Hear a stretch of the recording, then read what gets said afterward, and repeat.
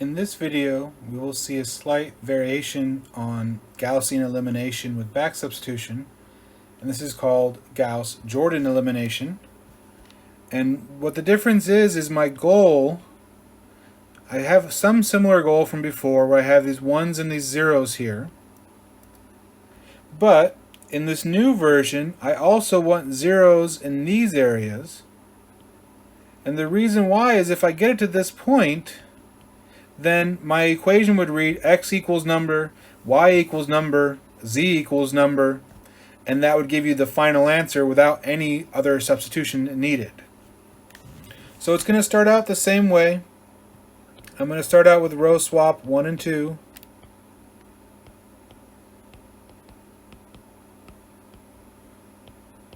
Next up, I'm going to go ahead and get the zeros below it.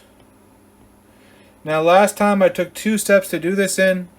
However, the more comfortable you get, you might want to do both at the same time. So I'll do -2 row 1 plus row 2. And I will also do -3 row 1 plus row 3.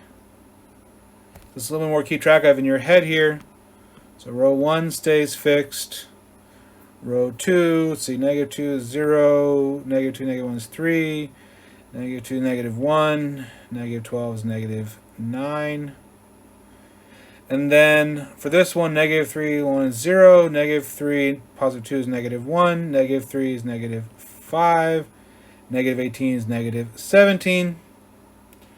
Then I will do the same thing I did before, where I swap row 2 with the negative row 3. And I have the following here. You can, if this is going too fast, feel free to look at the previous video. These steps are the same, so I'm not spending as much time on them. Then I will do 3 row 2 plus row 3.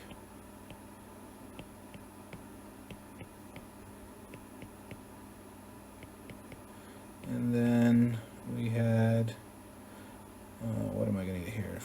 42, right? That's right. And then the last thing I did before was I did 1/14 times row 3 goes to row 3. And this is where I stopped on the Gaussian elimination part. And so what's going to happen here is I'm now going to get zeros above it, continuing my row operations here. I can get the top 0 by doing a -1 row 3 plus row 1. And I can get the middle one 0 by doing -5 row 3 plus row 2. And then I would have 0 and then 3 and 0, 1, 0, 2, 0, 0, 1, 3. And the only thing I'm missing now is this last one should become a 0 there. So I would do -1 row 2 plus row 1 goes to row 1. 1, 2, 3. And again, the reason why this is so great is I can just read off these 3 equations here. And the first one would read just x equals 1. The second one would read y equals 2. And the third one would read z equal to 3. And that's it. There's no extra work at that point. So it just depends on your preference if you like the Gauss elimination or the Gauss-Jordan elimination. There are in fact also other ways to solve these, which we might look into later on. One last thing here is that when we get to this matrix here at the end,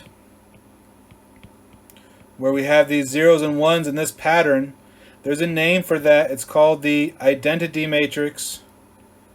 We will see that in other sections as well. And one extra last thing, when you're doing these problems, here's the general direction you want to get your goal accomplished.